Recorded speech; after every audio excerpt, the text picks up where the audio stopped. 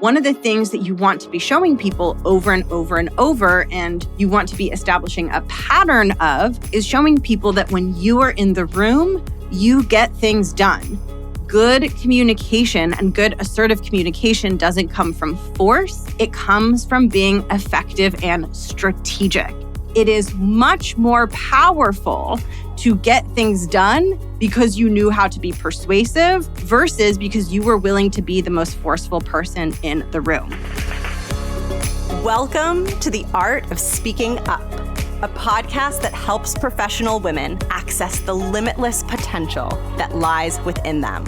I'm your host, Jessica Guzik, and my mission is to help you find that spark inside you that has the power to transform your career in ways you may not have thought possible. I'm so excited that you're here. And now, on to the show.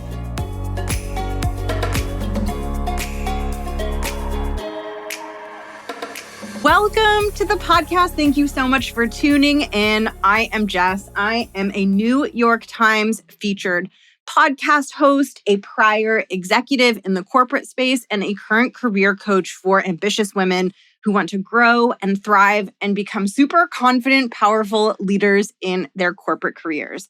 My mission is to help more women elevate into leadership and really do so in a way that feels authentic and in a way where you can thrive, not just in your career, but just overall as a human.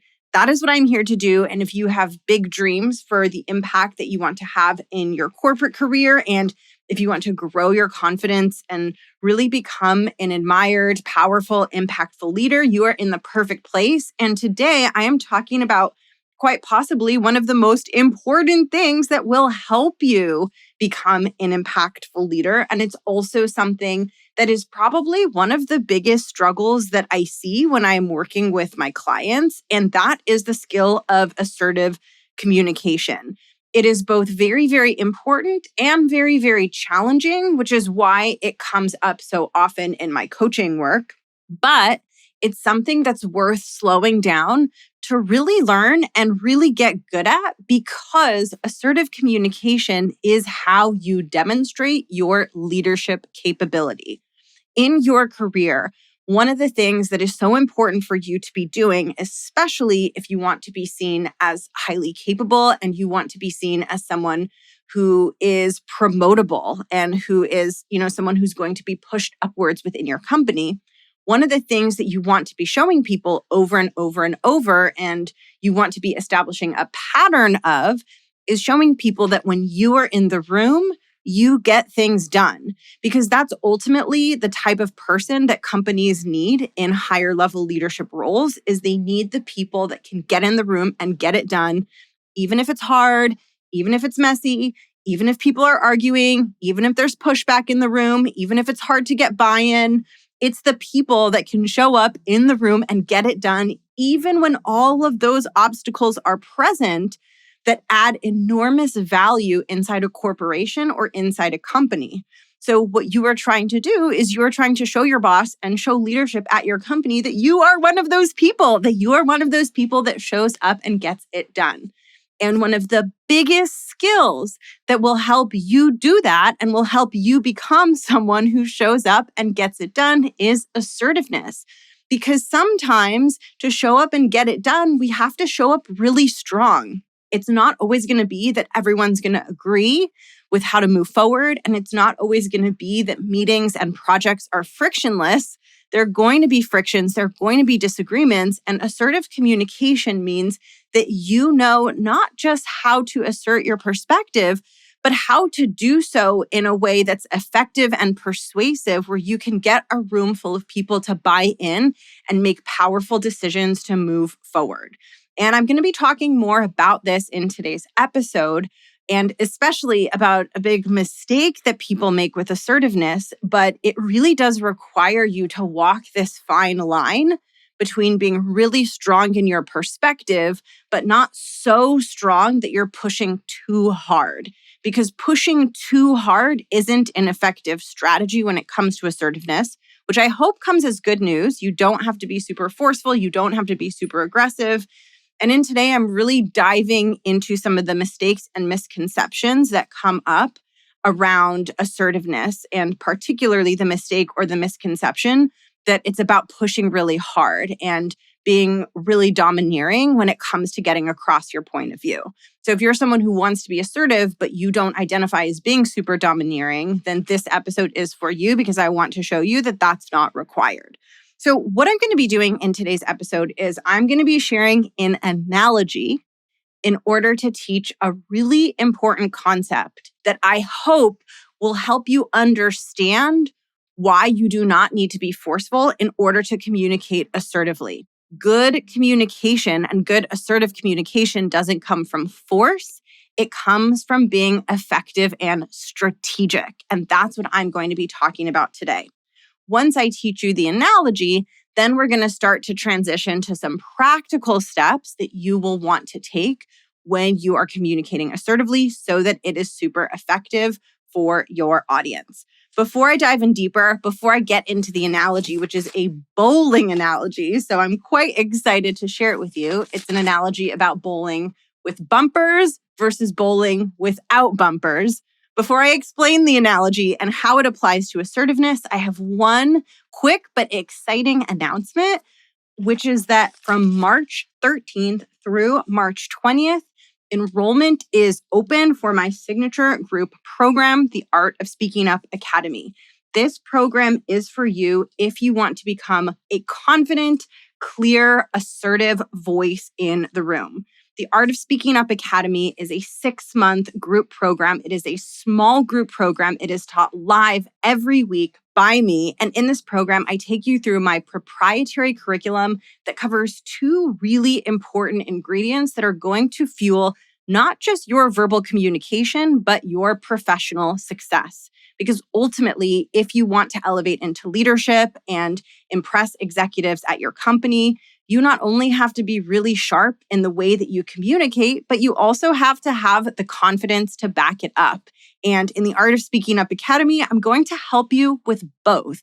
I'm going to help you become really sharp, really crisp, really polished in your verbal communication, but I'm also going to help you build the confidence to back it up. Because when you feel confident on the inside, you are far more impressive and commanding on the outside. So you are not only going to dive deep into my frameworks that will teach you executive communication and how to communicate assertively, but also you will get to do the inner mindset work to help you achieve lasting, sustained growth in your self-confidence. If you are ready for that, and if you want to not just elevate your communication skills, but up-level your confidence and your belief in yourself and your capabilities and the strength of your voice, this is the program for you. And you can now enroll for the upcoming cohort by heading over to jessguzikcoaching.com/academy. Click the link in the show notes. And when you head over there, you can learn lots more about the program. You can view the entire program curriculum. And I invite you to reach out to me with any questions you might have as you're considering joining us. I will drop my email in the show notes. And like I mentioned, just head over to jessguzikcoaching.com/academy. And you will be able to learn more and secure your spot in the next cohort. And now I'm going to get back into the topic of assertiveness, which is a huge focus on this episode in my coaching work and inside the Art of Speaking Up Academy, because like I mentioned at the beginning of today's episode, assertiveness is how we demonstrate our leadership capability. And it's an essential skill that we need to have if we want to be able to get things done in rooms where there are obstacles like disagreement, obstacles like resistant stakeholders, obstacles like ambiguity or confusion about how a piece of work should move forward. Whenever those obstacles come up, typically we need to be stronger and a bit more forceful in our communication style so that we can move through the obstacles. But when I say forceful, I don't mean an aggressive, mean force. I mean forceful in a confident, powerful way. That's what we're talking about today. And today, what I really want to do is debunk a limiting belief that a lot of people develop, that actually I developed when I was in my corporate career, that really prevents people from getting better at assertive communication. Now, here's how this limiting belief develops. Here's how it happened to me. And here's the pattern that I see with most of my clients who have a struggle with assertive communication. Typically, the pattern is that you get some sort of feedback that you need to be more assertive in your communication style. And if you're anything like the women that I support and work with, you're often told that your work is actually good and that your company really values your contribution, but they need to see you have a more powerful voice and presence in work conversations, and they need to see you be more assertive. Now, this is hard feedback to get because unlike working harder, it requires some inner work. It requires some mindset work. It's a harder thing to develop than just put more hours in, give us more deliverables, right? Because what you're really being asked is to show up bigger, take up more space. That is an inside job. And what happens so often when people get that feedback is they think to themselves, okay, there's something not right with my communication. I'm being told that it needs to be more assertive. Let me look around at my colleagues who are getting promoted and who are succeeding in the company. And let me see how they're communicating so that I can emulate that style of communication, that assertive style. And then what happens is you look around and you observe a style of communication that doesn't resonate with you and doesn't feel authentic to you. You observe people being more direct than you are comfortable being. You observe people being borderline rude. You observe people being domineering. You observe people really just taking up all of the space in a room in a non-helpful way, in a way that doesn't feel collaborative, in a way that feels overly forceful. And then if you're anything like me, then you start to get stuck because you think to yourself, okay, well, to grow in my company, I need to show that I'm more assertive. But what I'm seeing with the people around me who appear to be successful at my company is that they're just being really domineering and obnoxious, and they're communicating in a way that doesn't feel authentic to me at all.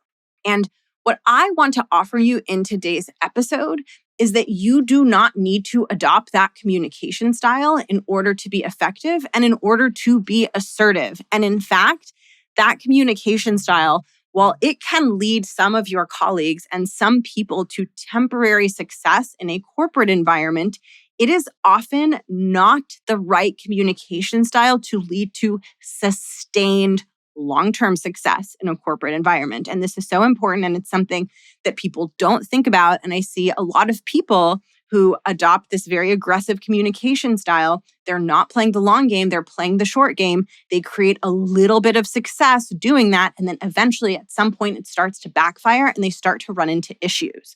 And I want you to be aware of that, because while it might appear from the outside as if these colleagues who are communicating this way are really successful, and so that's what you have to do and you have to be super aggressive, I want to show you the bigger picture so you can see that this is not what's required of you. And the way that I'm going to show this to you is through a bowling analogy. So I am someone who really struggles with bowling. Anytime I get invited to something, don't tell my friends. But anytime I get invited to something that's a bowling party, I just kind of dread it. I'm not good at bowling. I really struggle. And I don't like that with bowling, you have to get up and everyone's watching you. And I'm not a great bowler. So it's like, you're all going to now watch me throw this ball into the gutter, and you're going to watch me do it over and over and over. So there you have it. Now you know my deep insecurities about bowling. But anyway, today's episode is all about bowling with bumpers versus bowling without bumpers. And this analogy is going to lead us to a very powerful message about assertive communication that is going to help you change the way you think about it. So you can bowl with bumpers, right? Or you can bowl without bumpers. Now, one thing that I want to point out when you're bowling with bumpers, or when anyone is bowling with bumpers, is that you can get a really high score with bumpers simply by throwing the ball with as much force as you possibly can. So if you throw the ball very hard, even if your aim is horrible and you're a terrible bowler, because the ball is heavy and it's moving fast, it will hit the pins with more force. They will be knocked down with more force. They will knock each other down, and you will be able to get more strikes and more spares and just a higher score. And you don't need to be good at bowling at all. You don't need to have any sort of aim. You literally just need to be good at being really forceful and chucking that ball as hard as you possibly can. And it doesn't matter if it doesn't go in a straight line. It doesn't matter if it hits the bumpers. If it's moving fast enough, if it's moving with enough force, it's going to knock down the pins. And so someone could bowl with bumpers and they could get a really high score. And if you just look at their score bowling, then it's going to look like they're a really good bowler. right? But then if you actually watch them bowl, you'll see that it's a different story, that there's bumpers and that they actually cannot aim the ball.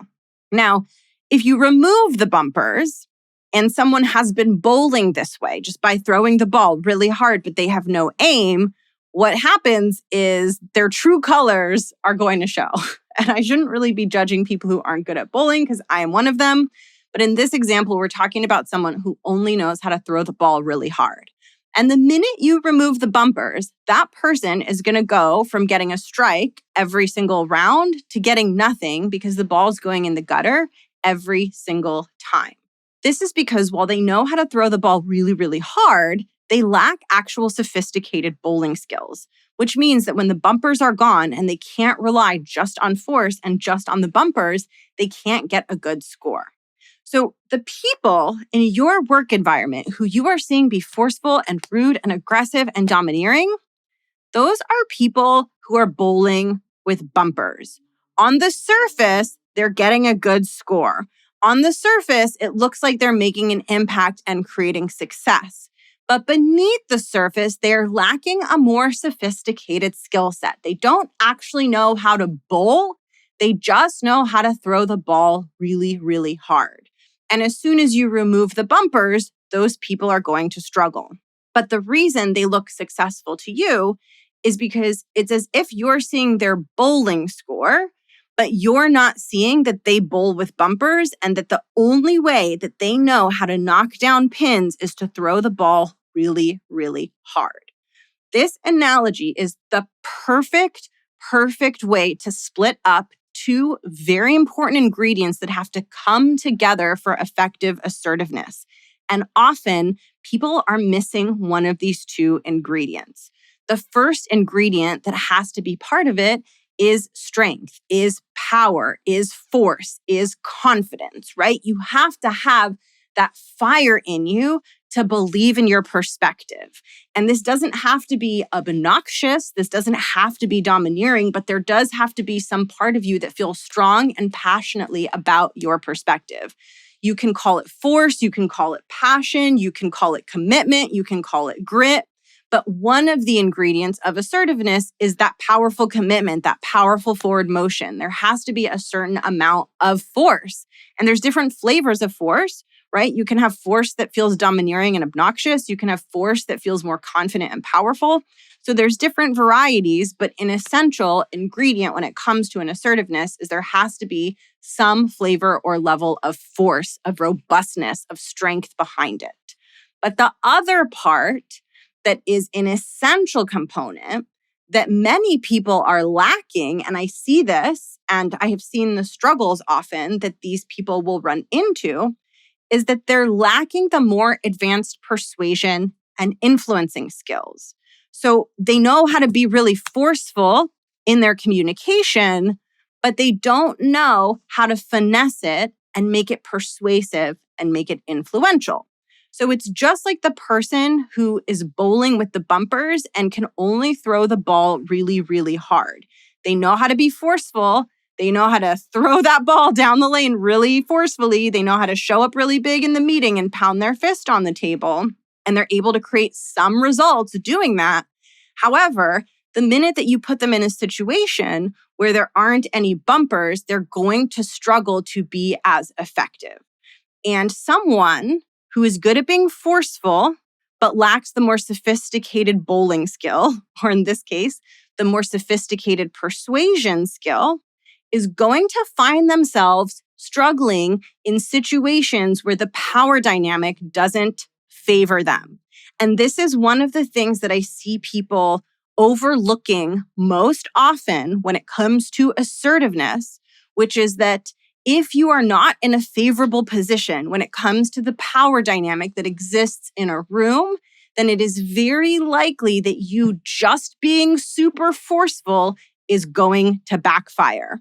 And it is very likely that if you don't know how to actually bowl a bowling ball, and you don't know how to take that force of the bowling ball and supplement it with the ability to aim the ball and be strategic, if you don't know how to do that, you will not be able to score points. You will not be able to get things done in rooms where the power dynamic is more challenging. So let me explain what I mean by the power dynamic. This is so important. I haven't talked about this on the show, and it's really, really essential if you want to get things done and climb the ladder in corporate. A power dynamic, and I'm sure you know what this is, but I'm going to reiterate it because it can be helpful to even hear something you already know. But a power dynamic means that among two people or a group of people, that people hold different amounts of power. And in a corporate setting, typically one of the ways that power is allocated is its decision-making power. So if you're at the top of the corporate hierarchy, you have more decision-making power. You get to decide things more often.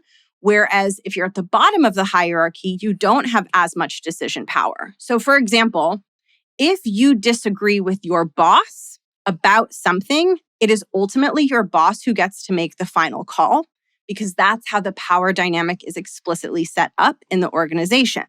Whereas if you disagree with a peer, then the final call is going to have to be negotiated between the two of you because you're peers. So there's an even, balanced power dynamic. Likewise, if you disagree with someone who reports into you, you get the final call because the power dynamic is in your favor. So when you're in situations where the power dynamic is in your favor, so you're either around people who report into you or you're around peers, but you're not around people who are many levels more senior than you. So when you're in an easy power dynamic, you can get away with more of this aggressive flavor of assertiveness. The favorable power dynamic functions like the bumpers in the bowling alley, where you can be sloppy and you can be messy and you can score and get things done. And that's a lot of what you're seeing in these rooms is you're seeing people who have more of an aggressive style of assertiveness, and it looks like it's working, but it's working because the power dynamic isn't super challenging. It's working because that person is bowling with bumpers. They're typically in a room with people who are at their peer level or people who report into them. Or if it is people above them, it's not people many levels above them. So they're in a room where the power dynamic is a little bit easier. And because the power dynamic is easier, they don't have to be as good as being influential. So they can use force to get their point across. Because the people who report into them have to go along with what they say by nature of the power dynamic, and the people who are their peers might not have the sophistication and the communication ability to effectively negotiate with that person through that aggressive communication style. So they're able to get away with more because it's an easier power dynamic in the room. However, if you take away the bumpers and that person tries to bowl, they're not going to score any points. So similarly, if you take away the favorable power dynamic, that person's aggressive communication style is going to land very differently in that conversation or in that meeting.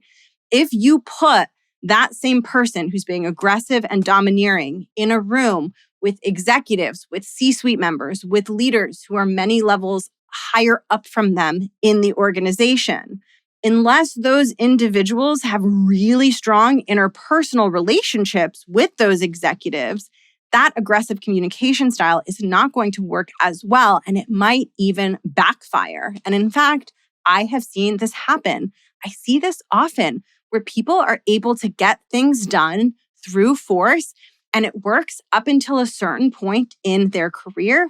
And then they hit a point where it stops working. It becomes harder because the power dynamic is no longer in their favor, and they never actually learned how to persuade.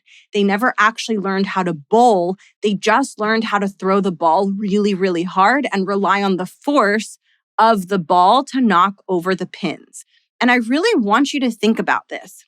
If there's a power dynamic where someone who is at the bottom of that power dynamic is being forceful and aggressive, I want you to think about what that's like for the person who's at the top of that power dynamic. And in fact, you could put yourself in that person's shoes, or you could imagine what it might be like to be that person. What might it be like to be a CEO or a C-suite member in a room and then have a senior director come into that room being very forceful, very aggressive, not collaborative? That has a high risk of backfiring. Yes, it might work once in a while, just like a bad bowler might once in a while bowl a strike even without bumpers. Like every once in a while, you will bowl a strike. I know this as someone who's not good at bowling. It does happen. But a lot of the times you're going to get a gutter ball. It's a risky strategy. And what's missing is the ability to take that force that's behind your communication, which is essential. Like I mentioned, force is an essential part of assertiveness. But what you want to do is you want to take that force and finesse it. You want to take that force and turn it from being forceful in an unappealing way to being appealing, compelling, and persuasive. Just like if you're bowling with bumpers and you know how to throw the ball really, really hard, if you want to actually get good at bowling, you then need to take that really powerful ball throw that you have and you need to learn how to aim. If you don't learn how to aim, you will not be able to knock over the pins. Similarly, you need to learn how to take forcefulness, take that strength, right? Take that stamina that comes behind assertive communication, and you need to learn how to soften it and finesse it. And the way that you do this is through your persuasion skills. And it is much more powerful to get things done because you knew how to be persuasive versus because you were willing to be the most forceful person in the room. Because here's the thing, someone who gets really, really good at bowling and knows how to throw the ball and aim the ball, that person can score points whether there's bumpers or no bumpers. That person can move fluidly between lanes that have bumpers and lanes that don't have bumpers. Either way, they're throwing the ball straight and they're hitting a strike every time. They're more flexible. And the skill of aiming the ball still works when you have bumpers. Similarly, when you're good at assertiveness and you're persuasive and you know how to finesse the force behind the assertiveness, you can get things done in all kinds of rooms. You can get things done and be assertive and get buy-in with executives. You can also get things done and get buy-in when you're with your peers or when you're with people who report into you. So when you can be assertive and persuasive, it works in rooms where the power dynamic doesn't favor you, and it works in rooms where the power dynamic does favor you. And in all of those situations, it leaves a much more powerful collaborative taste in your audience's mouth.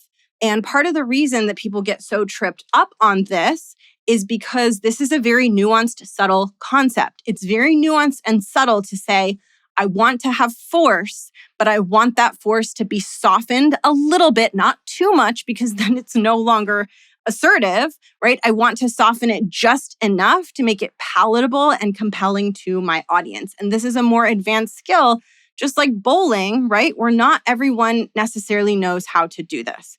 And so I'm going to be recording a part 2 where I'm going to share with you how to do this and walk you through how you transition from just using force to layering persuasion on top of that force.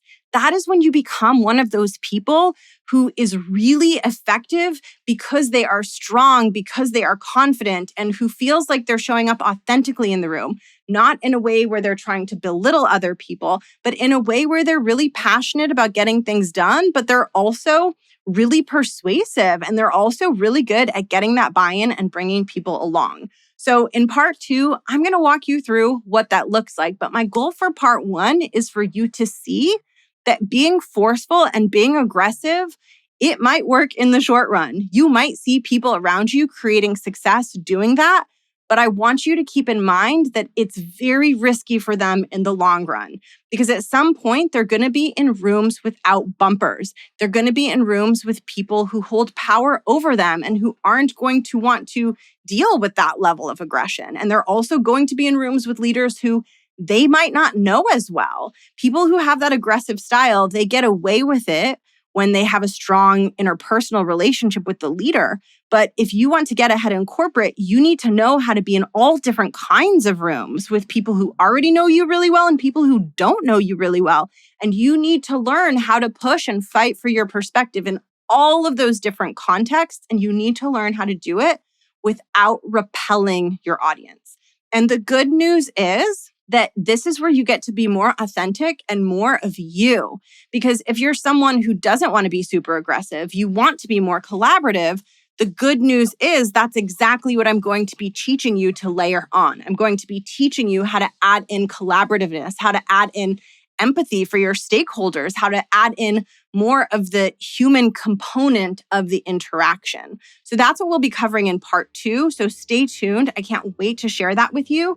And I want to remind you that doors are open for my group program, the Art of Speaking Up Academy, from March 13th through March 20th. And what I talked about in this episode is something I teach you in depth in the Art of Speaking Up Academy, because if you want to be a good verbal communicator, you have to know how to be assertive in a way that is persuasive. And in the Academy, I walk you through a framework and you're going to learn it, you're going to practice it. And the most common feedback I get from my clients on this framework is that it changed the way they think about assertiveness. And they're not as scared of it, and they don't feel as resistant to being assertive because they see that it can be a powerful act of inspirational leadership. If that is the relationship that you want to have with assertiveness, you are going to love the way that I teach it in the Art of Speaking Up Academy, and I dive deep into that in Module 4 of the curriculum. To enroll in the Art of Speaking Up Academy and to check out the full curriculum, head over to my website, jessguzikcoaching.com/academy, or I will link it in the show notes. Thank you so much for being here, and I'll catch you in part 2. Bye.